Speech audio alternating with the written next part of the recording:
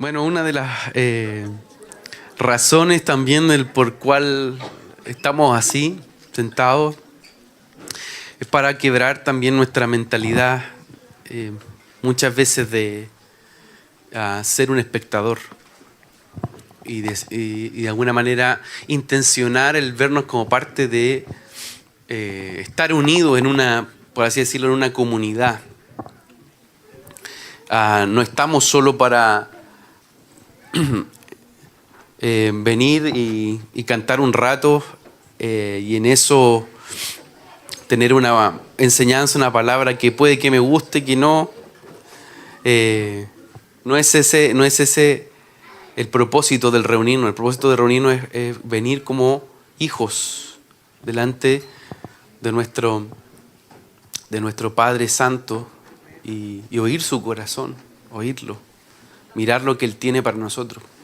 Entonces, un poco parte de lo que estamos queriendo decir a través del disponernos así es que somos una familia, que estamos en una casa y no que estamos sencillamente sentados como un espectador que no hace, o sea, que no va a tomar, ¿no?, de forma activa lo que el Señor está entregando, lo que Él está hablando. Y ojo, yo sé que no tiene que ver muchas veces aún con la disposición física, sino que tiene que ver con el corazón, ¿sí?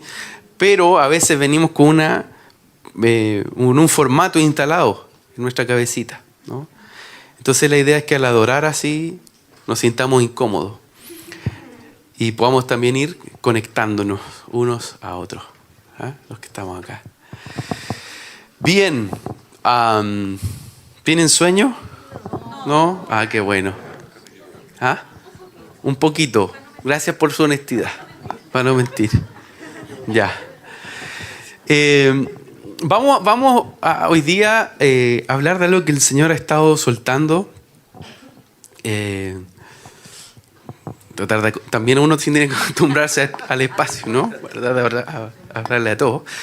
Pero vamos a profundizar esta mañana en una palabra que hemos estado recibiendo del Señor, que tiene que ver con levantar muros. Tiene que ver con levantar muros. Uno diría, pero ¿cómo levantar muros?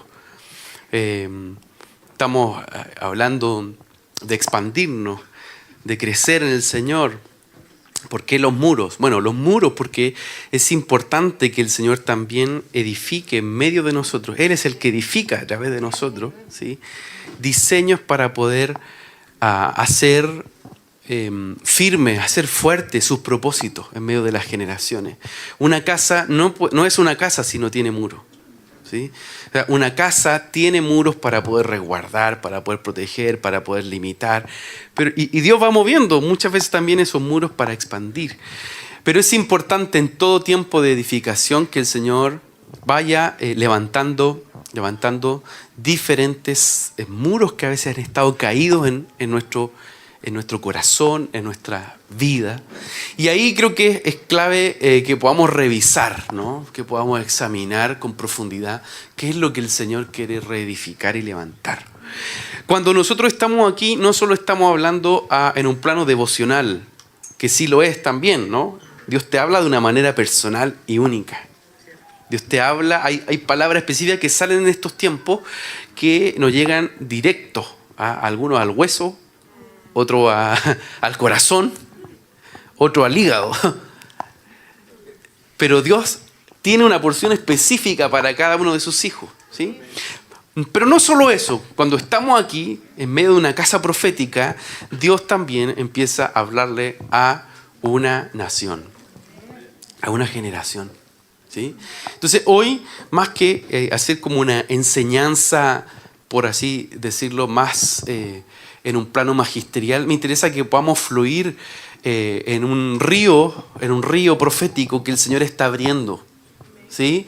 Y que puedan seguirme a través de la palabra, ¿no?, en ese río que el cielo está hablando para este tiempo. Chile está en una etapa muy importante. Se está abriendo septiembre, ¿sí? Ya viene Ahí, octubre, vamos a tener tabernáculos, la fiesta de los tabernáculos. Y septiembre es un mes especial para Chile. Así como ustedes esperan el mes de su cumpleaños. ¿Ah? Joaquito, feliz cumpleaños, de ahí vamos a orar por ti. Así como algunos esperan su mes de cumpleaños, ¿o no lo esperan? Sí. Si algunos, mira, mis hijos tienen sus días ahí. Pablo me dice, en la Biblia dice, te faltan 12 días, te faltan 11 días, te faltan 10 días para el cumpleaños. Tienen todo, y usted igual, así que no llega el mes y uno que dice, el mes de mi cumpleaños. Hay algunos que de repente dicen que ya no cumplen años, pero no mintamos. Hay que hablar la verdad. Porque hemos dicho que envejecer no tiene que ver con una cuestión solo de años. Envejecer tiene que ver con no actualizarte lo que el Espíritu está hablando hoy. ¿Sí? Eso es envejecer. ¿Sí? Por eso que el hombre interior se va renovando. ¿Sí? El de afuera se desgasta, pero el interior se renueva. O sea, el espíritu de nuestra mente es renovado. Entonces no nos añejamos. No nos quedamos en una condición de vejez al nosotros actualizarnos en el Señor. Bueno. Entonces Chile tiene un mes especial que es septiembre. ¿Sí? Septiembre, desde el 11 de septiembre de 1541, donde toda esta ciudad se incendió. Michimalonco y compañía. Que se fueron a una batalla contra Valdivia, Inés de Suárez y otros más que fueron marcando este mes como un mes no solo donde se va a proclamar, se va a declarar la primera junta de gobierno, porque realmente la independencia de Chile, ustedes saben que no fue en septiembre. ¿Cuándo fue? Febrero. ¿Pero cuándo se consuma? ¿En? No puede ser que... No, va a poner formato, profe. ¿Cuándo terminó? 5 de abril. Muy bien. Usted sabe, alguien le ha enseñado. Muy bien. Ella sabe. No estaba preparado por si acaso. Pero el 5 de abril de 1818 se termina el proceso de independencia. ¿En dónde? En Maipú, la batalla de Maipú. ¿Ya? No venía una clase de historia hoy día, pero bueno, tienen que estar siempre preparados en esta enseñanza. Entonces, es en abril, ¿no? Abril es el momento como, ya, se termina. Pero en septiembre... Permanentemente Chile ha tenido, ¿qué cosa? Declaraciones. Tiempos de declaración. El último más fuerte fue el 4 de septiembre de 2022, cuando se rechazó el modelo de constitución que se estaba tratando de implantar, y esta es una visión muy personal, pero yo creo que el Señor frenó ese proyecto por lo que traía en un modelo anti-Dios. O sea, no estoy defendiendo la actual constitución, ¿sí? Ojo. Pero sí estoy diciendo que ese modelo Dios lo frenó. ¿Por qué? Porque era anti-Dios en gran parte de su conformación. Por eso le estoy diciendo que estamos en un fluir profético. Y la palabra profética ustedes tienen que examinarla, pesarla, escudriñarla. Entonces, el 2022 fue el último, a mi parecer, septiembre importante para el país. ¿Sí? Porque se frena un modelo de constitución. Y ustedes saben que una constitución es el alma de una nación. Una constitución se va a diseñar las reglas fundamentales, las leyes ejes, es decir, las leyes que van a delimitar qué es lo que va a suceder en un país. Por ejemplo, en ese modelo que se pretendía implementar el 22, se iba a crear 12 o 13 sistemas de justicia paralelos. ¿Sí? Se iba a eliminar el Senado. Entonces, habían cuestiones muy, muy, muy problemáticas en torno a cómo vamos a pensar el Chile que viene. ¿Sí? Cómo lo vamos a diseñar en ese plano, en la Constitución.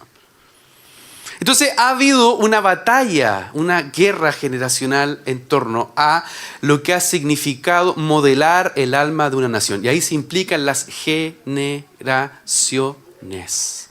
Dios trabaja con generaciones.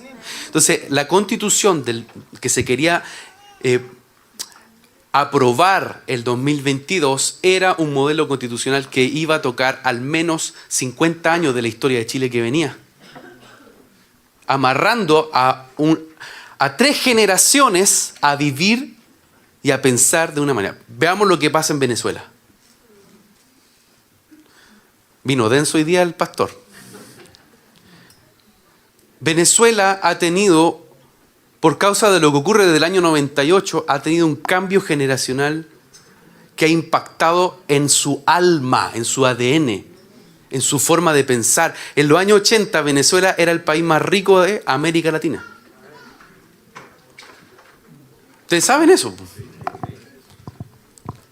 ¿Cuántos nacieron antes de los... No, mejor no levanten la mano. No vamos a hacer mejor esas preguntas.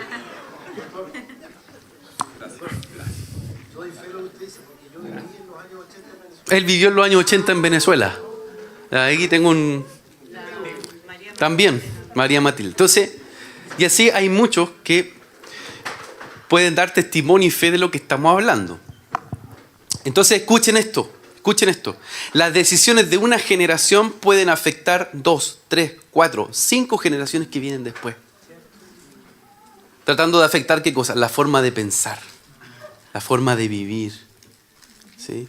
Y no solo por quienes gobiernan, sino que también por cómo una sociedad se presenta delante del Señor. ¿Sí? Entonces, esos cambios de sociedad no solo tienen que ver con cambios políticos, tienen que ver con lo que está ocurriendo en los altares de esas naciones.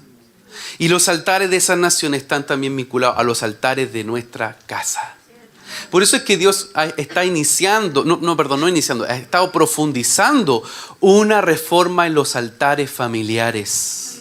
Porque los cambios que van a tocar a una generación nacen de familias. Nacen desde las familias. O sea, las familias tienen el potencial expansivo. Si una familia se conecta a la agenda del Padre, esa capacidad expansiva va a tocar no solo su propia casa, sino que va a hacer que la semilla de Dios se expanda. ¿Por qué? Porque la semilla de Dios se multiplica. Toda semilla que viene del Padre no volverá vacía. Toda voz que viene del Padre cumplirá lo que Él ha dicho. Entonces, si el Padre ha puesto una semilla en tu espíritu, si Dios ha soltado una semilla, una voz en tu corazón, en tu casa, si Él ha puesto una promesa, si Él ha puesto una semilla de fe, no volverá vacía. Va a tener un efecto sobre una generación y desde esa generación a lo que viene en adelante. Entonces, tenemos que cambiar. Tenemos que salir de un modelo religioso en el que muchas veces entendemos la fe amarrado a lo que ocurre en las 4 paredes de un templo. ¿Sí? Nosotros somos ese altar encendido. Nuestras casas son ese altar encendido. Entonces Chile ha estado estos últimos años viviendo un ajuste en la sanidad de las generaciones, en la sanidad entre padres e hijos. Esto se ha venido graficando con mayor fuerza y los profetas lo hemos venido viendo desde por lo menos el año 2010. ¿Sí? Y hemos estado levantando testimonio al Señor, recorriendo la nación. El 2014 hicimos una movilización y algunos de ustedes estuvieron ahí, por distintas ciudades de Chile pidiendo perdón por lo que había ocurrido 40 años atrás en ese entonces, desde el 73. ¿Sí? Levantando al Señor todo eso de trato, sin poner una posición política. En ese equipo, por ejemplo, habían hermanos que habían sido del MIR, habían sido parte de las guerrillas, o otros que también habían sido oficiales de ejército. Entonces, sin uno anteponer una visión, sencillamente como hijos, decir, Señor, sánanos.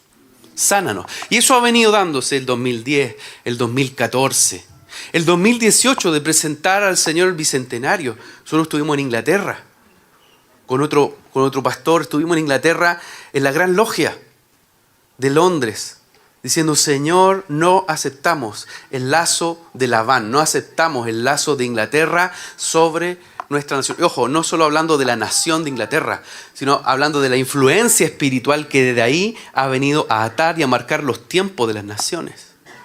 Ustedes saben que Chile había sido vendido por medio de la masonería al Reino Unido. Entonces fue ir y decir, Señor, no lo aceptamos. Y el 12 de febrero del 2018 salimos de regreso en un vuelo. Imagínense, el 12 de febrero. ¿Están acá o no?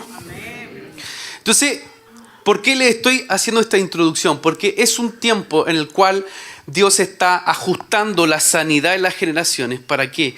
Para que se reactive también un plano de diseño, de gobierno, y no siempre estemos reaccionando. No solo es importante que Dios te sane a ti, escúchame, no solo que sane tus propios traumas. Dios está interesado en sanar los traumas de la ciudad donde vives, de la nación en donde tú estás. ¿Por qué? Porque la tierra es tu heredad. La tierra es tu heredad. No solamente tu propia condición devocional, personal con Él, sino que la tierra es tu heredad. Y Él nos ha puesto en esta tierra hermosa que se llama Chile. Hasta el día de hoy su significado. Maxi, ¿qué significa Chile? No, tranquilo. Los especialistas todavía están debatiendo. Así que no te voy a decir ni mal ni bien porque hay hartas definiciones en torno a lo que pueda entenderse por Chile. Algunos dicen que es columna por la cordillera. Otros dicen que más bien el sonido del pajarito. Otros dicen que, claro, otros dicen que los incas decían la tierra del extremo sur. Otros la tierra del destierro. Entonces hay un montón de teorías. Nadie hoy día tiene claro qué realmente significa Chile. Pero el Padre sí lo sabe. Él le tiene un nombre a esta nación, ¿sí? Y Él tiene casa profética. Él tiene hijos sobre esta nación. Él ama a esta nación. Y por tanto nosotros necesitamos parar en este inicio de mes no solo a mirar nuestras propias pequeñeces, disculpen que lo hable tan así, nuestros propios intereses egoístas, sino que ver cuál es la agenda de Dios para una generación, para una nación. Para eso estamos aquí. No solo para mirarnos el ombligo, no solo para traer mis propios dolores que sí al Señor le importan. No lo estoy escatimando. A Él sí le importa sanarnos. A Él sí le importa nuestra individualidad. Pero si Él te trajo a este lugar es porque desde tu individualidad te quiere conectar al cuerpo. Para tener una visión colectiva, para tener una visión, por así decirlo, corporal y desde ahí, desde la cabeza que es Cristo, ver como Él ve una nación. El año que entra el actual gobierno, y aquí asumo la responsabilidad de lo que digo. Empiezan a pifiar, algo tranquilo. El año que entra el actual gobierno, nosotros recibimos una palabra, y tenía que ver con esto, que en Isaías, cuando se habla de los jóvenes que entran a gobernar y desprecian el consejo de los ancianos, y por su obstinación, por su orgullo, caen en la arrogancia. Antes de la altivez, dice el proverbio, es la caída. Nosotros lo transmitimos eso a los canales que correspondían. Hubo hasta hermanos que le entregaron cartas así en mano al presidente de la República. Pero entendíamos algo. Una generación joven que había 50 años atrás vivido un conflicto. Muchos de ellos habían terminado muertos. En división, en separación, bueno, se provocó algo que se llama restitución. 50 años después. ¿Para qué? Para decir, se abre una puerta de justicia para restituir las heridas generacionales del país. Por eso entró este gobierno. Pero esa misma medida de justicia que a ellos los habilitó, también los juzga y los pesa. Que el Señor traiga aceite para que la palabra que estamos soltando, Él la pueda aceitar y ajustar en nuestros corazones y en nuestro entendimiento. Entonces, este tiempo ha sido un tiempo donde el Señor ha estado buscando cerrar las heridas que se han abierto en medio de las generaciones de los últimos 50 años en el país. Marcado por la orfandad, marcado por muchas veces, o sea, hoy día tenemos de las cifras más altas en la historia de niños institucionalizados, es decir, niños que no lo están, o sea, lo digo o no, tenemos una tasa de natalidad tan baja, más baja que países en Europa, ¿no? Una tasa de 1.13, muy bajita. Las tasas muestran que en la familia chilena no hay más de un niño, si es que lo hay, ¿ah? Hoy día está más de moda en Chile los perrijos, ¿ah? O los gatijos. No quiero que nadie se sienta juzgado ni condenado por si tiene un gatito o un perrito, por favor. No estoy haciendo eso, pero sí estoy diciendo que ha sido un cambio cultural en donde el vientre de Chile se ha cerrado. Entonces hablamos de generaciones y estamos hablándole al país que tiene la menor cantidad de hijos en América.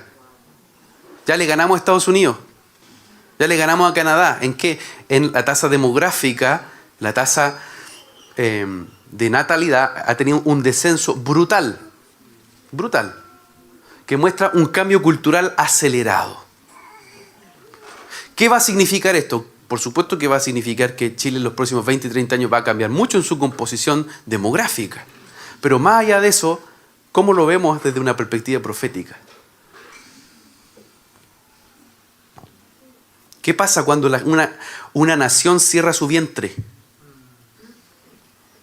¿Qué pasa con sus generaciones? Y peor aún, no solo eso, sino que tenemos cifras que los niños que nacen, muchos de esos niños hoy día no son aceptados por sus padres, son entregados a el sistema mejor niñez se le llama, donde están entrando cada mes están entrando entre 300, si no me equivoco, 350 niños que están esperando ser recibidos o para la adopción o para una familia acogida. Es decir, tenemos un efecto a la inversa que muestra que tenemos también una problemática grave ¿con quién? Con los niños, con la infancia, con las generaciones. Entonces el Señor ha estado movilizando, despertando a su iglesia en distintas énfasis. Algunos han estado haciendo movimientos de acogida, otros hemos estado enseñando acerca de la orfandad, otros hemos estado profetizando en contra de todos esos diseños del enemigo. Yo escribí un libro, ¿sí?, que lo citó el Tribunal Constitucional en la discusión del aborto. Y yo estuve en el Senado hablando de un libro que se llama Guerra en el Vientre. Los profetas profetizamos no solo acá, los profetas estamos para profetizar sobre la ciudad, sobre la nación, sobre una generación. Entonces hemos estado implicados en lo que ha significado que una batalla de generaciones. Y lo que viene hacia adelante es que el Señor va a buscar, y ojo, no estoy diciendo que dependemos de los tiempos de la política, porque eso sería muy terrenal, leerlo de esa forma. Pero muchas cosas que pasan en el país, incluido en los ámbitos de gobierno, muestran también qué es lo que está pasando en la iglesia. Una iglesia que no quiere tener hijos. Una iglesia que se cierra a poder modelar generaciones, no solo desde un púlpito, sino que con tu casa en un altar encendido.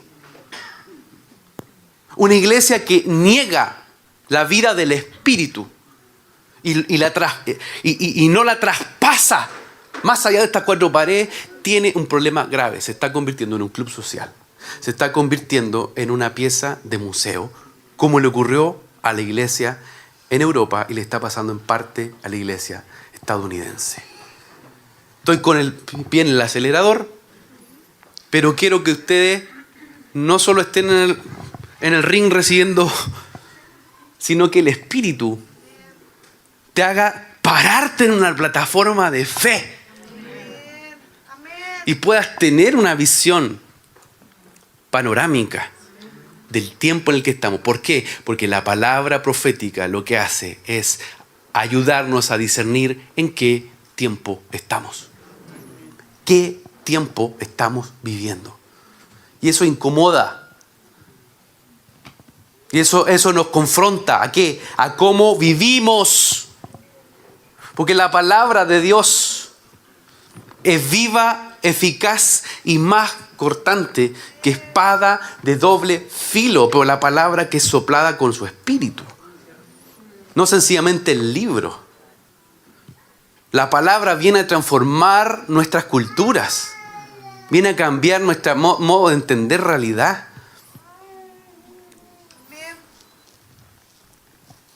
Entonces nos paramos en el monte del Señor esta mañana y decimos: Señor, levantamos nuestra voz como casa profética desde las alturas de Ciudad de Luz, de este lugar que es faro, de este lugar que es torre.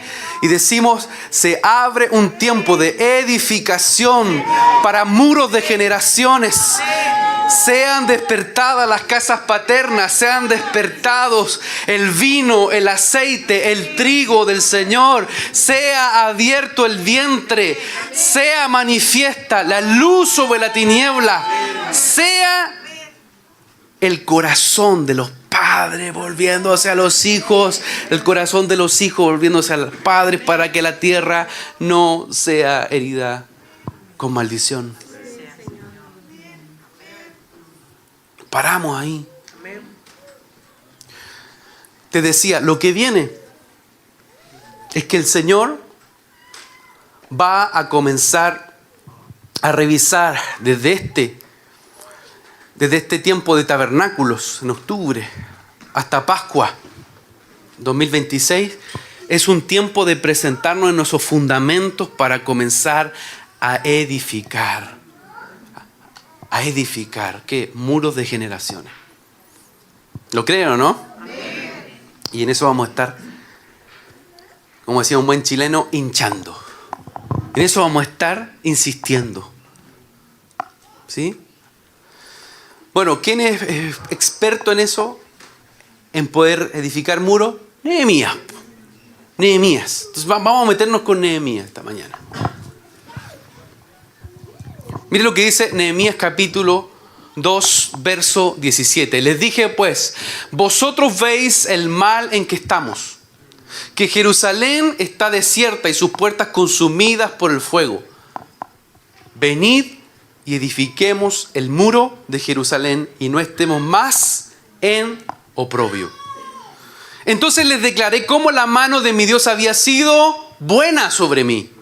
Y asimismo las palabras que el rey me había dicho, y dijeron: levantémonos y edifiquemos. Así esforzaron sus manos para bien. Pero cuando lo oyeron, ¿quién es? Sanbalat Horonita, Tobías el siervo amonita y Gesem el árabe, hicieron escarnio de nosotros y nos despreciaron diciendo: ¿qué es esto que hacéis vosotros? ¿Os rebeláis contra el rey?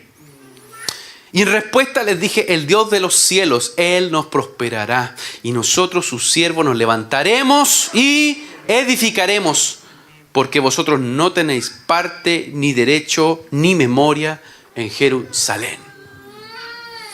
Esta palabra que estamos viendo acá en el libro de Nehemías muestra esos diseños edificacionales, ¿no?, que están presentes en el reino de Dios. Jesús dijo que Él iba a edificar su iglesia y que las puertas del Hades no prevalecerán en contra de ella.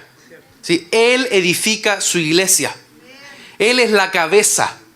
Él es el que tiene el plano, el arquitecto, el diseñador. Él es quien sabe cómo la iglesia funciona. Y nosotros somos su cuerpo. Entonces, asimismo, como la palabra nos muestra esta verdad en Mateo 16, 18, que Él edificará su iglesia, Él también le habla a Pedro, le habla a sus discípulos, le habla a los que están a su alrededor. Y Pablo lo va profundizando con más detalle. Por ejemplo, dice la palabra en Efesios 4:15, sino que hablando la verdad en amor, crezcamos en todos los aspectos en aquel que es la cabeza, es decir, Cristo, de quien todo el cuerpo, estando bien ajustado y unido por la cohesión que las coyunturas proveen, conforme al funcionamiento adecuado de cada miembro, produce el crecimiento del cuerpo para su propia edificación en amor. El cuerpo se edifica hablando la verdad en amor. Ojo, no solo hablando la verdad, sino que dice hablando la verdad en amor. O sea, tú tienes que aprender a edificar, o que el Señor edifica a través de ti, hablando la verdad, pero en amor. No solo diciendo, a ver, no, a ti no, porque eres mi hijito. Pero diciendo, oye, Jordan, Está bonita esa camisa. No, eso no es un reto. Pero hablando, las zapatillas, no. ¿Por qué viene con zapatillas? Típico, a mí me pusieron disciplina cuando era chico por andar con polera en la iglesia pentecostal, pero bueno, se cierra la anécdota. Pero me dejaron traumado. Y no sé si era la verdad, pero era de alguna manera un código. 3 meses sin tocar la guitarra. ¿Cómo te habéis hecho? Sí, sentadito 3 meses sin tocar la guitarra. Todos los niños tocando. Y me gustaba ir a mí ahí porque me sentía parte, pero además porque las hermanas Dorcas hacían unos completos cuando llegábamos del punto tan rico. Y me sentía entonces sin completo, sin guitarra. Incompleto, gracias. Me sentía incompleto. A veces pensamos que edificar es solo decir unas cuantas verdades, ¿no? Pero la palabra es muy clara, dice la verdad en amor. ¿Sí? Porque el amor lo que hace es ser ese gen conector del cuerpo. ¿Sí? El amor nos va haciendo pegarnos, cohesionarnos, como dice la palabra. Cohesionarnos. Pero no solo basta el amor, tiene que haber también verdad, tiene que haber luz. Tiene que haber lo que estamos hablando, sentir, ¿por qué está hablando ese pastor? ¿Me está hablando a mí? ¿Por qué está profetizando esto? ¿Lo está haciendo por mi condición? Y todas esas cosas lo que hacen es que cuando ocurre la combinación entre entre la verdad y el amor, nos vamos edificando. ¿Sí? El Señor edifica en medio de nosotros. Pero así también en nuestros hogares, así también en los lugares donde te toca trabajar, así también en los ámbitos de influencia que Dios te ha entregado. El cuerpo se edifica hablando la verdad en amor, en base a lo que ve en Cristo. ¿Sí? En base a lo que ve en Cristo. Entonces, la iglesia está hecha para ser edificada por Cristo y para que Cristo edifique a través de ti a otros, ¿sí? Es decir, estamos hechos para edificarnos y tenemos que crecer conforme a la medida del varón perfecto que es Cristo. Es decir, el cuerpo, como dice ahí, produce crecimiento para la propia edificación en amor. O sea, crecemos cuando estamos siendo edificados. Dios quiere que tú crezcas. Tienes que crecer. No puedes quedarte con la palabra de hace 10 años atrás.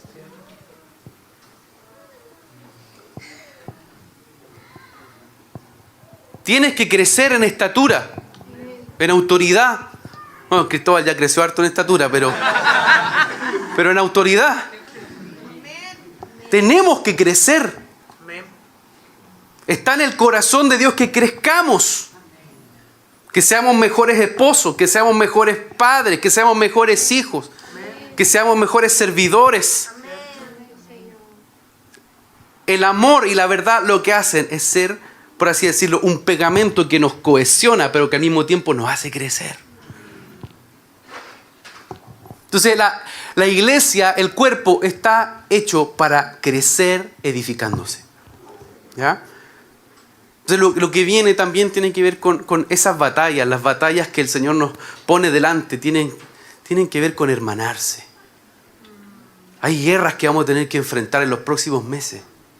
Hay batallas que vas a tener que vivir en las próximas semanas, que van a estar muy de la mano de mi nivel de unidad, de cohesión y de hermanamiento, en la que yo he logrado abrir mi corazón. ¿Por qué? Porque Dios está haciendo edificar su cuerpo. Él reconoce lo que es su cuerpo. Cuando hay alguien que se niega a conectarse al cuerpo, cuando hay alguien que rechaza poder estar creciendo en verdad y en amor, termina aislado. Y ese aislamiento lo que provoca es muchas veces que sean células cancerígenas, que se provoque un efecto contrario a lo que tiene que ser que tú estés ahí en el cuerpo. Entonces necesitamos que el Señor siga edificándonos para poder hermanarnos y al mismo tiempo pararnos frente a un plano edificacional. Nehemías estaba llamado para edificar. Nehemías estaba ungido con unción de edificador. Nehemías tenía un propósito y estaba dentro del plan de Dios para su vida. El mirar Jerusalén, el mirar la tierra de sus padres, el mirar la tierra de la heredad y decir, Señor, no me voy a hacer el loco. Señor, no voy a cerrar mis oídos. Porque su posición era una posición de lujo, mi Dios. Era una posición que era copero del rey. Algunos dicen que Nehemías venía de la tribu de Judá. Él termina siendo más adelante gobernador de Judá. Y entonces, para ser copero del rey, tenías que ser no solo un experto catador, sino que tenías que ser una persona de confianza. Antes que cualquier otra persona, el catador, el copero del rey, probaba que ese vino no estuviese envenenado. ¿Por qué? Porque el copero del rey estaba al lado del trono. El copero del rey estaba en un lugar de intimidad. El copero del rey discernía si había un engaño, una traición en contra del rey. Una de las formas en las cuales en la historia antigua, en los tiempos de Babilonia, en los tiempos del imperio persa, una de las formas en las cuales se desataban guerras era precisamente presentando ofensa en la copa. ¿Qué era la ofensa en la copa? Envenenarla. ¿Sí? O sea, si había un envenenamiento, lo que ahí quedaba de manifiesto es que había o una traición interna o había una amenaza para ese imperio. Entonces el copero del rey tenía una posición estratégica, no solo, insisto, en saber de vino, sino en la confianza para ser un asesor íntimo del rey. Y ahí él estaba. En esa posición estaba Nehemías. En una, por así denominarlo, situación tan importante que dice la palabra, vamos a leer también Nehemías 1:1. A ver, les comento esto, esto es una introducción. ¿Ya? El Señor me está hablando mucho de Nehemías, entonces van a tener que aguantar un rato. Palabras de Nehemías, hijo de Jacalías. Aconteció que en el mes de Quisleu, eso es mediados de octubre a mediados de noviembre, en el año 20 del rey, dice, estando yo en la Artajerjes, estando yo en la fortaleza de Susa, la capital, vino Hanani, su hermano, gracia significa Hanani, uno de mis hermanos con algunos hombres de Judá. Y les pregunté por los judíos, los que habían escapado y habían sobrevivido a la cautividad, y por Jerusalén. Y me dijeron, el remanente, los que sobrevivieron a la cautividad allí en la provincia, están en gran aflicción y oprobio, y la muralla de Jerusalén está derribada y sus puertas quemadas a fuego. O sea, vean el cuadro. Él está hablando con su hermano. Su hermano fue a hacer un viaje de exploración a Jerusalén y le trae un reporte. Este es el reporte. ¿Ah? Él le da esta información. ¿Y cuál es la reacción de Nehemías? ¿No? Ahí la palabra también nos da el detalle. Dice, cuando oí estas palabras, me senté y lloré e hice duelo algunos días y estuve ayunando, llorando delante del Dios del cielo. Y dije, te ruego, Señor, Dios del cielo, el grande y temible Dios. ¿Qué cosa? Que guarda el pacto y la misericordia para con aquellos que le aman y guardan sus mandamientos.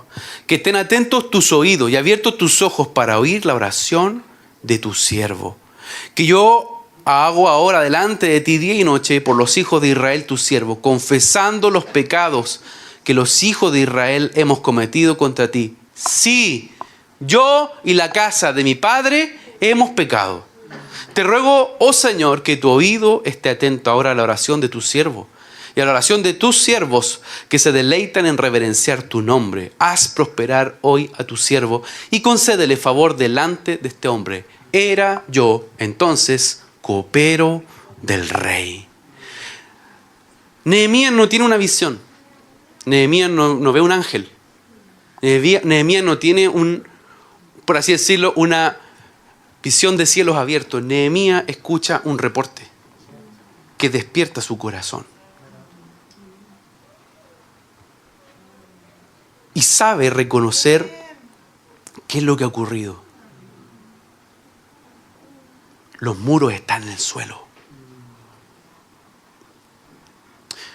El hermano Hanani le dijo, le comentó, pero quizás no reaccionó como sí lo hizo Nehemías. ¿Qué es lo que marca la diferencia? Aún con lo que ocurre dentro de tu propio hermano en tu familia. Aún con lo que ocurre en tu casa. Ven los muros en el suelo y algunos pasan de largo. Les da lo mismo. Pero hay otros que no les da lo mismo. Que dicen, Señor, hemos pecado. O sea, ni siquiera Él le echa la culpa a los babilonios.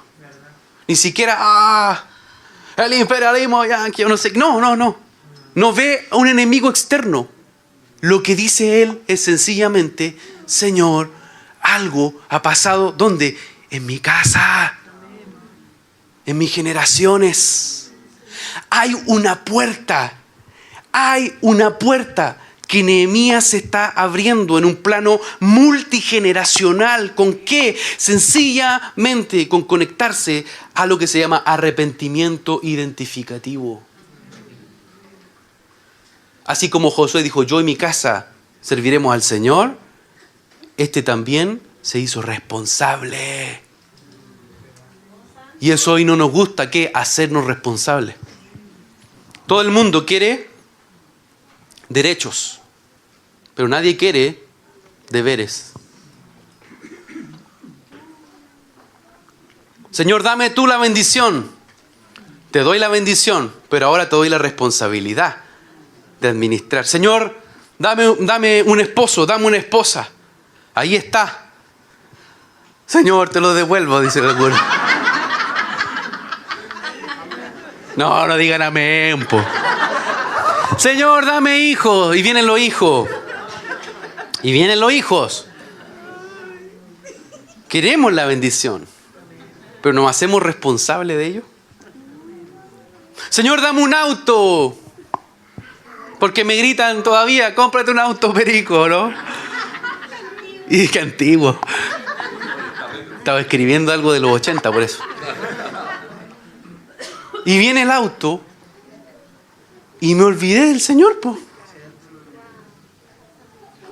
Queremos la bendición, pero muchas veces no sabemos administrar esa bendición. Señor, dame los recursos para poder avanzar en tu reino. Vienen los recursos.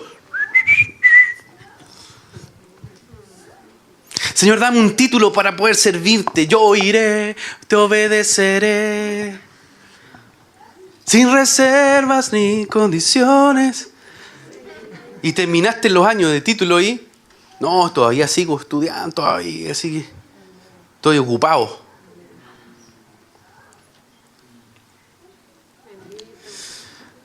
Pastor, siga profetizando nomás mejor de las generaciones. Nos cuesta hacernos responsables. Señor, vemos los ángeles, vemos tremenda visión. ¿Cómo gestionas la visión que tienes? O sea, si tú tienes una visión 360, si tú tienes una visión poderosa de águila, eso tiene que ayudarnos a todos, no ayudarte a ti mismo. ¿Qué estás haciendo con los dones que Dios te entregó? ¿Edifican o no edifican? Si no edifican, tiene un problema. Porque los dones son para la edificación del cuerpo. No son tuyos. Los ministerios, los dones, los talentos, las gracias, las unciones, no son tuyas. Son entregadas ¿para qué? Para edificación de los santos. Para edificación del cuerpo. Pero aún decimos, Señor, no, eso es mío. Este proyecto, que lo oré, ahora no, ahora es mío. Pasaron los años, entonces estos hijos son míos.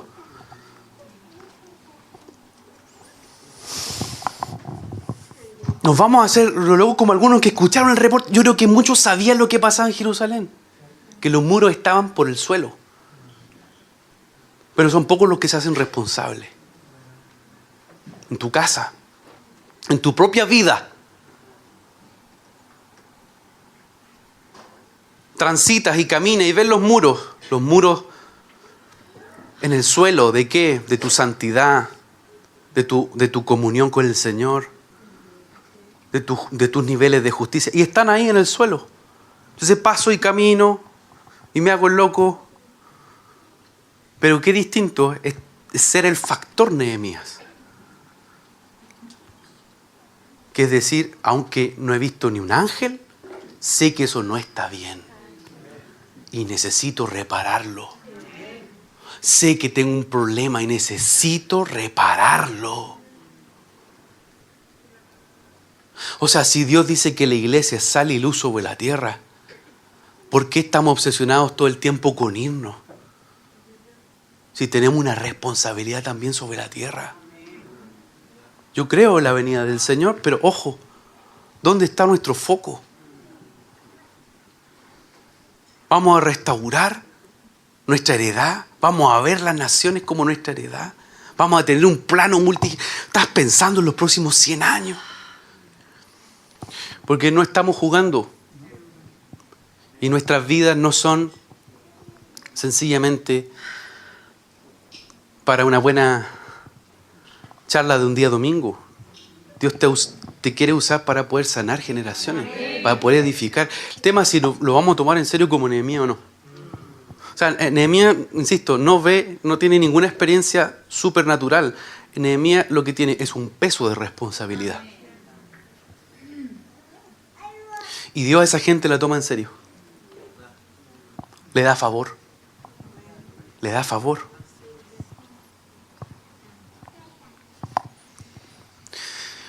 Les dije que estamos en la introducción del tema, pero tranquilo. El nombre Nehemías me llama mucho la atención, ¿no? Yo no soy un erudito en el hebreo, pero trato ahí de ver algunas cosas, ¿no? Nehemías significa consolación del Señor, o el Señor consuela. Es decir, él es una forma, su nombre es una forma, un tipo del Espíritu Santo. ¿Sí? O sea, es una manera del Espíritu Santo. Y eso aún es por la raíz de su nombre, que es Neshama, que significa aliento, respirar, soplo, vida, viviente. Es decir, Nehemías es un viento recio para su generación. Nehemías es un soplo que no solo va a traer consuelo, sino que va a traer el aliento de vida que Israel estaba necesitando. Entonces, cuando tú te levantas como un Nehemías para reedificar, no solo viene un plano contigo, viene el espíritu del pacto. O sea, Nehemías es un hombre que va a recuperar el pacto. Yo te decía que él es copero. Sabe discernir el vino. Y el vino es pacto. El vino es pacto.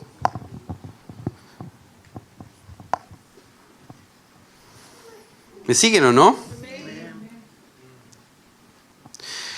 Nehemías es especialista, sabe discernir el pacto de las generaciones. Así como Jesús convirtió el agua en vino y dio el mejor vino para el final, ¿sí? Estaba ese maestre Sala, así Nehemías viene a declarar que hay un tiempo de pacto para Israel. O sea, antes de reedificar, viene el arrepentimiento y viene un entendimiento del pacto. Antes de ponerte a reedificar, sí, Señor, vamos a avanzar de nuevo, vamos a tirar lo que está malo y vamos a construir al tiro. No, espera un poquito, espera un poco. Necesitas ser consciente del pacto que hay sobre ti.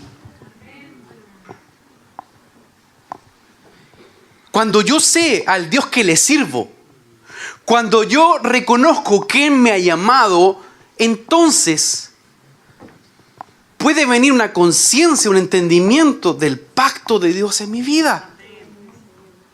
Nehemías era el copero, era un hombre que sabía discernir si este era un vino gato o si era un torito piedra.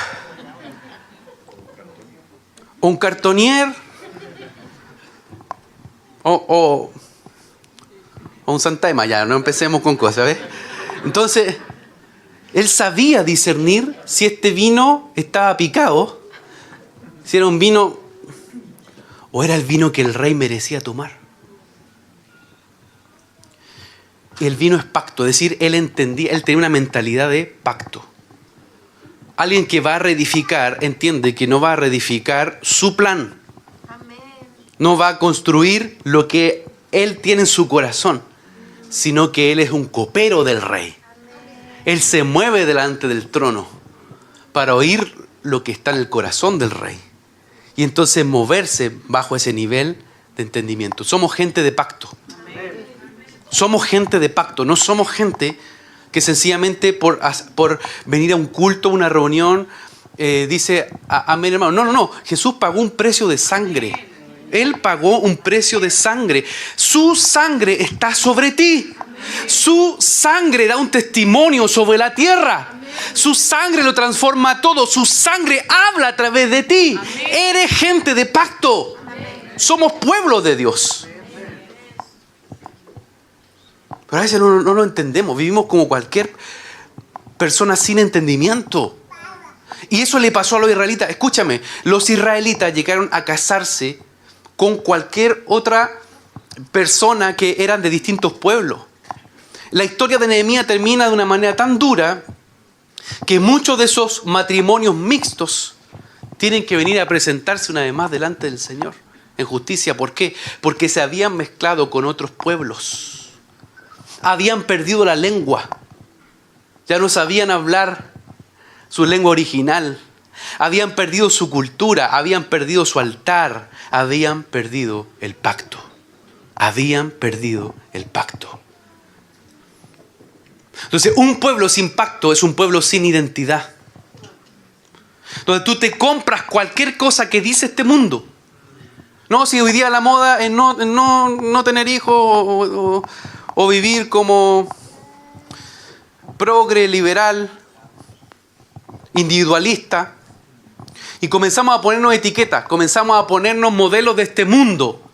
¿Sabe lo que muestra eso? Que tienes un problema de identidad. Y si tenemos un problema de identidad es porque no sabemos a quién servimos. El pacto habilita la identidad. Sé quién soy en Dios. Sé a quién le sirvo. Y entonces mi forma de vivir es distinta. ¿Por qué? Porque sobre mí hay una sangre. Sobre mí hay una sangre que salva este mundo, que transforma generaciones, que sana al enfermo, que libera al que está oprimido. Hay una sangre que está viva. Él resucitó. Él resucitó. Y tú y yo portamos un ADN que dice en Cristo somos más que vencedores en aquel que nos amó. Somos un pueblo redimido, comprado a precio de sangre. Y Nehemías entendía lo que significaba tener un pacto con Dios. Hay gente que le tiene, entre comillas, más respeto o temor a los pactos con el diablo. La palabra dice en Salmo, hemos hecho pacto con la muerte. Y un abismo lleva a otro abismo. Hace un tiempo atrás estaba hablando con una persona que me decía, no, mi papá hacía su negocio, él tenía ahí un lugarcito y él hacía pacto ahí con el diablo y para tratar de poder avanzar. Y pasaban cosas. ¿Y tú por qué no tenías un pacto mayor con el Señor entonces?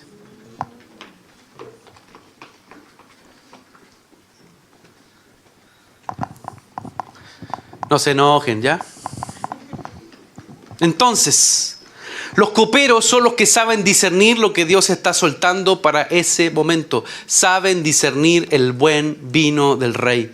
Estamos siendo llamados para movernos como Nehemías, para ser coperos. El paladar embriagado con Babilonia no logra diferenciar el vino de Dios. Y eso pasa cuando el vino de Babilonia, cuando el vino de este mundo embriaga los sentidos. Muchas veces la iglesia no logra discernir qué es lo que está tomando. ¿De qué pacto está bebiendo? ¿Si del pacto con la muerte o del pacto con el Señor?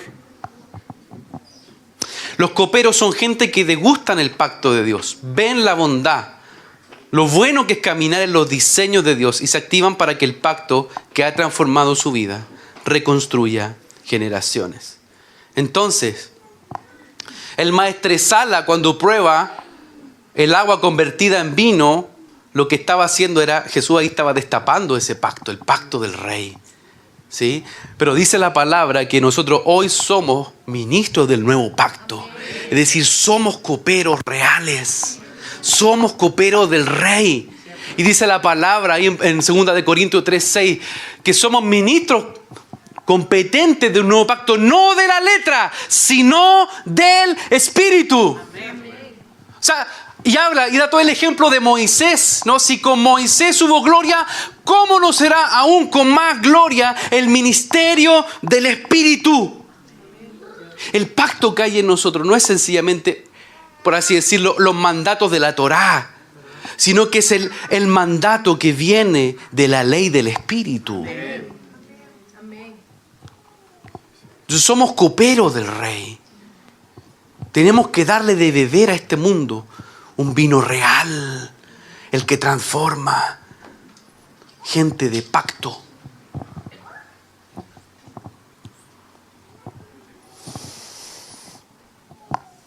Un último punto que me interesa presentar en esta introducción.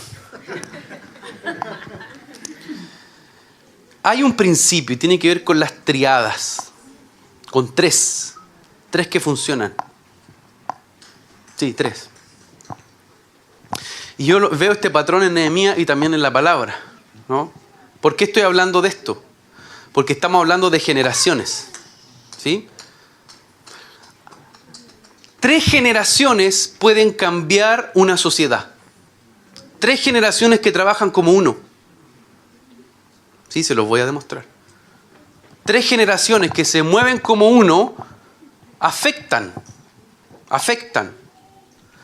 Hay distintos tipos de generaciones, esto según la sociología, ¿no? Existen 3 generaciones. Una generación predecesora, una dominante o central y una sucesora. Cada cual con sus visiones sobre lo experimentado. La que predomina de manera general en el trabajo histórico es la dominante, es decir, la generación que va en el medio. ¿Me van siguiendo? Y bueno, hoy día le han puesto diferente nombre a las generaciones. Los nacidos entre el 46 y el 64, es los baby boomers.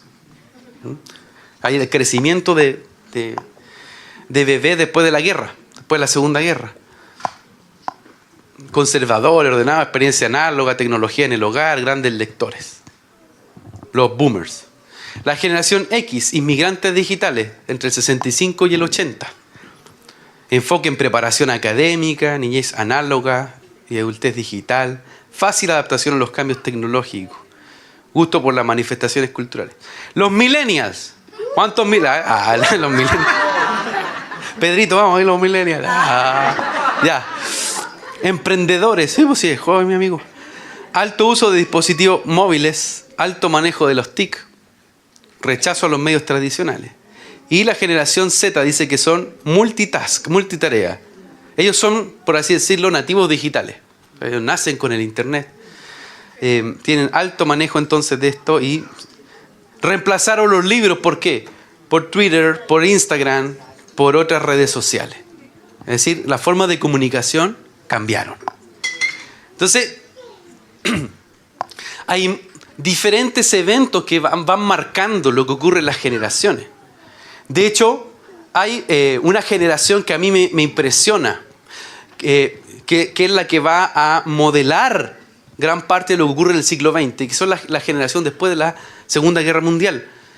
Antes de los boomers, la generación que nació entre 1928 y 1945, es decir, en el periodo de las guerras, o después de haber terminado la Primera Guerra y que vivieron la Segunda Guerra Mundial, se le llamaba la generación silenciosa.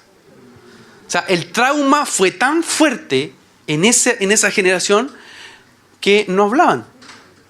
Y a lo mejor ustedes tuvieron algún abuelito o algún familiar de ese tramo que quizás aún no participando en las guerras mundiales, su forma de pensar y de vivir era no hablar. Y solamente estar ahí era como una forma de aprobar, una forma de... de querer estar ahí presente. En Europa fue terrible lo que significó reconstruir una generación después de las guerras. Estamos hablando de reedificar generaciones, ¿sí? ¿Me van siguiendo? Quiero dar algunos ejemplos históricos. En Europa, después que termina la Segunda Guerra Mundial, hubo una hecatombe. Voy a citar un libro que es uno de mis libros favoritos, que se llama Continente Salvaje, Europa después de la Segunda Guerra Mundial, Kate Lowe. Dice esto, dice, la ley y el orden prácticamente no existen. O sea, imagínense un país después de una guerra. Porque no hay fuerzas policiales ni judiciales. En algunas zonas ya no parece haber un claro sentido de lo que está bien y lo que está mal.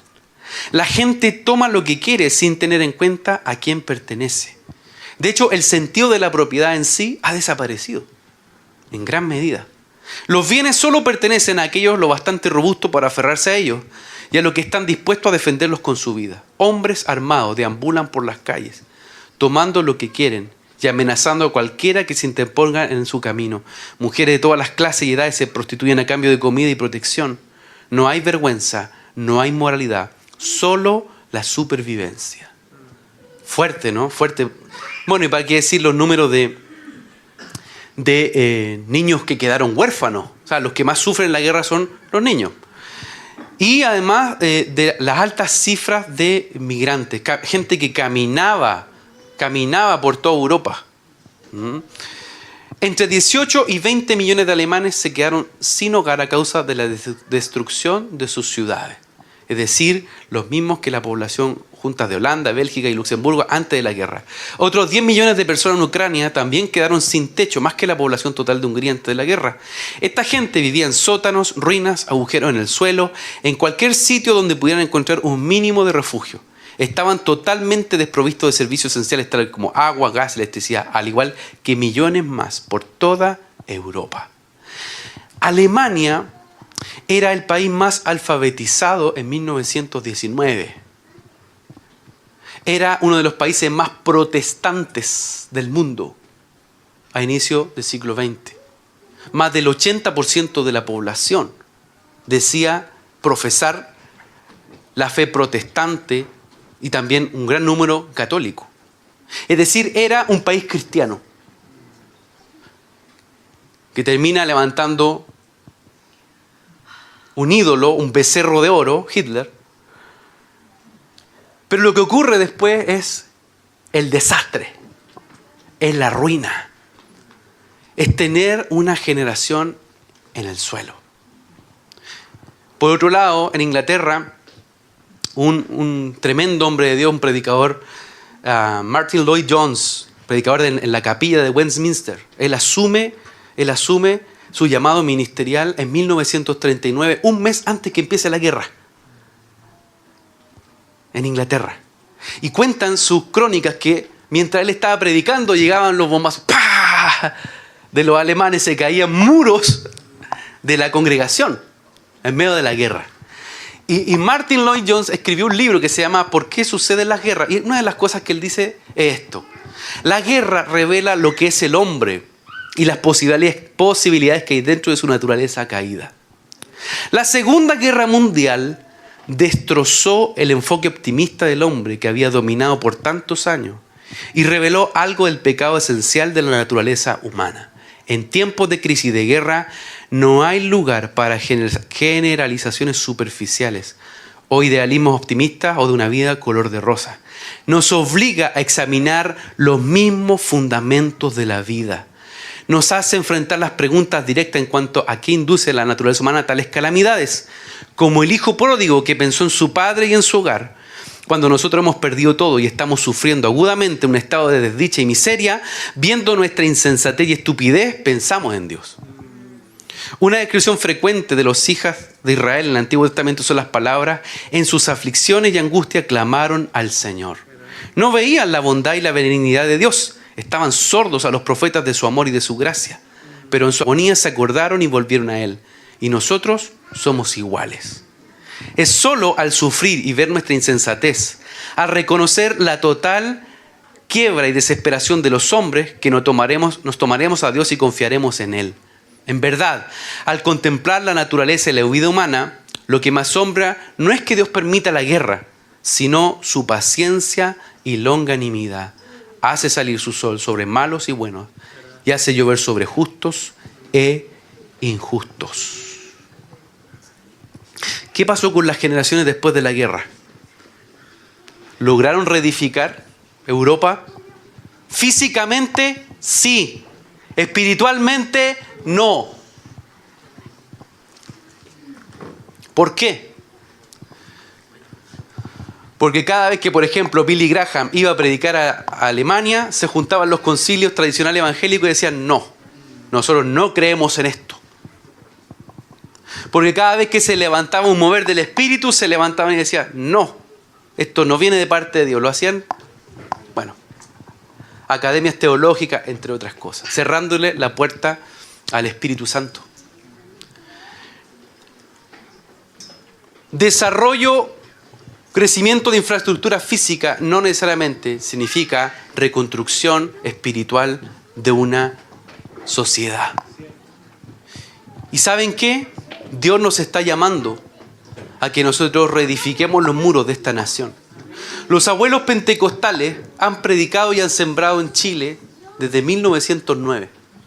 Y gústenos o nos guste sus métodos, habiéndonos mandado a disciplina por no usar corbata o sí, fueron gente que sembró esta nación en cada esquina de Chile, en cada población. Asumiendo ¿qué cosa? Que Dios tenía esperanza y salvación. ¿Qué vamos a hacer nosotros como generación? No se me distraigan. Voy a terminar con lo del diseño de 3 generaciones. En 3 generaciones, Dios modela un diseño generacional. Una generación recibe el pacto, Abraham. Recibe el pacto y la promesa. La segunda generación cumple el pacto y lo sostiene, Isaac. ¿Sí? Y la tercera generación expande y multiplica la promesa del pacto. Yo no sé en qué fase tú estás, pero en 3 generaciones que funcionan como uno, Dios logra modelar un mandato original. Vayan, sojuzguen la tierra, multiplíquense, llénenla con mi imagen, manifiesten la gloria sobre la tierra. Entonces, este es un diseño de sanidad, pero al mismo tiempo de gobierno espiritual. Moverse 3 generaciones. Yo soy el Dios de Abraham, el Dios de Isaac y el Dios de Jacob. Dios no es Dios de muertos, sino de vivos. Entonces, hay un diseño que allí funciona. Abraham, Isaac y Jacob. Otro día voy a profundizar más, pero por ejemplo hay ejemplos concretos, ¿no? Cuando se transfigura el Señor Jesús, dice que toma a 3, Pedro, Jacobo y Juan. Pero además se manifiestan 3, ¿quién? Moisés y Elías, hablando con él. ¿Quiénes son? La ley y los profetas, con Cristo. ¿Sí? Y como dice también la palabra, que 3 son uno, el Padre, el Verbo y el Espíritu Santo. Estos 3 son uno, el Espíritu, el agua y la sangre, y los 3 concuerdan, así como también nosotros tenemos cuerpo, alma y espíritu. O sea, esos 3 en uno lo que hacen es diseñar un modelo de gobierno expansivo. Por eso Dios trabaja ¿en qué? En 3 generaciones. Piensa en sanar lo que estaba atrás. ¿Cómo funcionaba con Nehemías? Nehemías es la generación intercesora. Nehemías es la generación que se pone entre generaciones. Y a veces nos toca hacer eso. ¿Qué? Ser bisagra. Pararte entre lo que pasó con tus padres y en lo que está ocurriendo con tus hijos. Y eso no es fácil. No es cómodo. Es duro. A Isaac lo pusieron para el sacrificio. Y en buen chileno casi se lo pitean. Pero estaba ahí, po. Vio un cuchillo. ¡Ah! Esa es la generación que está al medio. Se pone el mismo como un sacrificio, Señor. ¡Ah, si tengo que morir yo! Aquí estoy en el altar. Nehemías hizo eso. Mi hermano quizás no pescó. Aquí estoy, Señor. Una generación que se pone en la brecha. Es la generación que vuelve al pacto y al cumplimiento de las promesas. Esa es la generación como Nehemías. Ezequiel 22:30 dice: busqué entre ellos algunos que levantara un muro y se pusiera en pie. ¿Dónde? En la brecha delante de mí, como el copero delante del rey. ¿A qué? A favor de sus propios beneficios, a favor de sus propios proyectos de vida, a favor de la tierra. A favor de la tierra. Busqué entre ellos alguno que levantara un muro y se pusiera en pie, que se hiciera responsable. ¿Quién se va a poner en pie y decir: yo, Señor, por mi generación? No solo pensando en lo que viene al futuro, sino incluso por lo que estaba atrás. Nehemías es la generación que entonces vuelve al pacto. ¿Dónde está el diseño de 3 generaciones en Nehemías? Bueno, su papá Jacalías es la primera generación que podríamos ver. Y aparece en el primer verso, Nehemías 1:1. ¿Saben qué significa Jacalías? El que espera al Señor, o el que tiene expectativa en el Señor. Dios va a hacer algo. Dios va a hacer algo con los que vienen. Dios va a hacer algo con mis hijos. Dios va a hacer algo con mi generación. Ese es un Jacalías. Es la generación que tiene una expectativa de que algo Dios va a hacer. La segunda generación es Nehemías, que ya lo dijimos, el Señor consuela, es su aliento, es su respiro, y es su hermano también gracia, ¿no? La gracia y el Espíritu. La gracia y el Espíritu trabajando en la expectativa. Y ojo, el libro particular de Nehemías no nos narra que él haya tenido esposa o hijos, pero sí narra que hay otras generaciones. También le hablo a algunos de ustedes que quizás no tienen hijo, no tienen esposo, esposa. No se dice que Nehemías tampoco lo tuviera, pero sí tuvo, ¿qué cosa? Generaciones posteriores. ¿Dónde? En la cadena sacerdotal, en los adoradores, en los levitas. Es decir, Dios quiere gestar a través de ti un impacto sobre las generaciones más allá de lo físico. Sí, más allá de lo físico. Vamos a llegar hasta ahí porque están los 3 también enemigos de Nehemías. ¿Sí? Lo vamos a ver otro día. Y hay otros 3 elementos a resguardar. ¿Cuál? El trigo, el vino y el aceite. Pónganse de pie.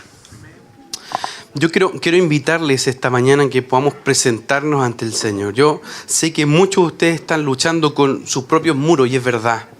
Es verdad que hay situaciones que necesitas hoy día presentar delante del Señor para ser restauradas, para que Él traiga esa inspiración. Pero antes de eso, quiero invitarte que hagamos lo primero que hizo Nehemías, que fue arrepentirse, que fue confesar. Confesar. Abrir tu corazón al Señor. Y exponerlo con lo que eso signifique. Quizás tú naciste en una casa de iglesia, por así denominarlo, ¿no? Fuiste desde pequeño a la iglesia o tuviste experiencias con Dios desde chico. Pero no basta. No basta, el Señor quiere que tú sigas creciendo. Quizás tu papá fue un jacaní, alguien que tomó una palabra y quizás no lo viste que avanzó, pero sí, él dijo: Dios va a hacer algo con mi generación.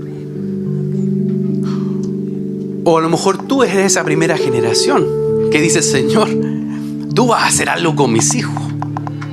Yo lo creo. Yo oro por mis Nehemías. Hoy a lo mejor también tú estás como una tercera, una cuarta, una quinta generación de ministros, de siervos de Dios. Y viste Nehemías que estuvieron atrás tuyo. Gente que Dios usó para reedificar, gente que Dios usó para sanar familias. Y tú estás diciendo: ¿y ahora yo qué? Si detrás mío hubo un Nehemías. Más allá de la posición en la que hoy nos ponemos delante del Señor, yo quiero invitarte que puedas dejar que el Espíritu Santo traiga ese aliento de vida y podamos soltar las cosas que nos están hoy día obstaculizando el hacernos responsables. Hacernos responsables ante el Señor. Espíritu Santo, tú conoces lo más profundo de nuestro ser. Espíritu de Dios, tú nos examinas y nos ves desde que nos levantamos hasta que despertamos. Cuando estamos durmiendo, tú enseñas a nuestra conciencia, hablas a nuestra alma. Tú estás allí. Como dice el salmista, si subiera a lo más alto y me fuese al extremo de las alturas o me fuese a lo profundo del mar, ahí tú estás conmigo. Allí tú me conoces, Señor. Hoy yo vengo a abrir mi corazón y vengo a confesarte. Sí, Señor. Yo y mis padres y mis casas paternas hemos pecado delante de ti.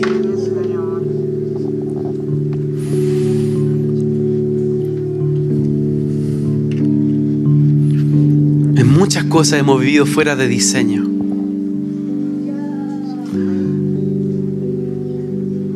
Venimos a arrepentirnos por esas áreas donde no nos hemos hecho responsables de ver esos muros derribados en la comunión, en la vida conyugal, en la vida con los hijos, en el oírte a ti. Yo vengo a confesar, Señor, delante del trono de mi Rey, el trono más alto que el de Artajerjes o del que sea, de tu trono, Señor. Ahí venimos.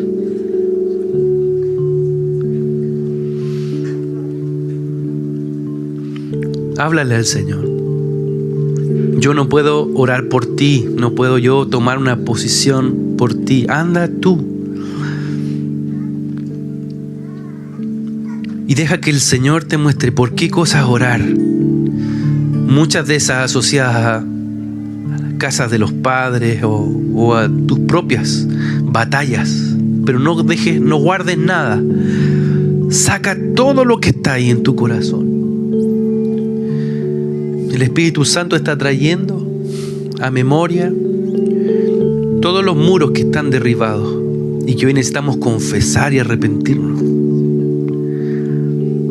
Todos los muros que están por el suelo.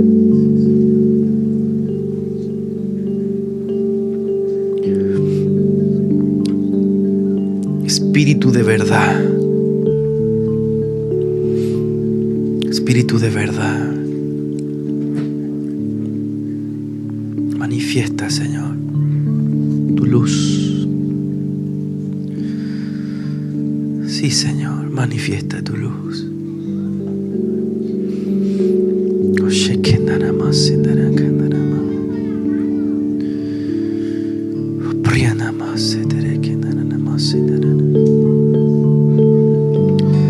Espíritu de verdad. Aleluya.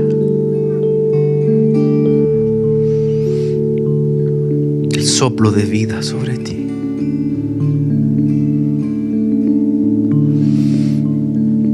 Abre tu boca al Señor, abre tu corazón a Él.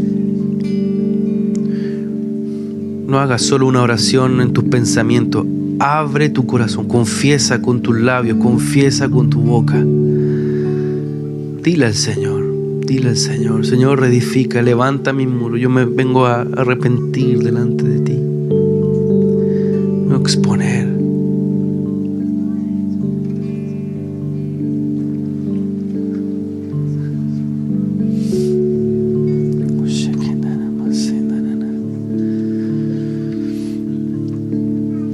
Sí, Señor, sí, Señor.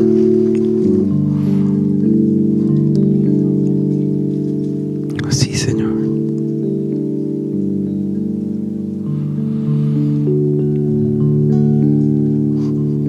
Queremos pedirte perdón por la iglesia de Chile, Señor. Yo y mi casa hemos pecado delante de ti, Señor. Nos hemos distraído. Perdónanos por mezclar el vino cuando es tu pacto, Señor. Tu vino es verdadera bebida. Y tu pacto ha vencido la muerte. Hoy te pedimos perdón por beber del vino de Babilonia, del vino de Sodoma. Límpianos de la idolatría. Límpianos, Señor, de la dureza de corazón. Límpianos de la incredulidad. Límpianos de la inmoralidad. Límpianos de ser livianos contigo, Señor. Tú has puesto tu sangre, Señor, tu sangre, como garantía de tu victoria. Señor, como garantía de que todos los días estás con nosotros. Todo el tiempo.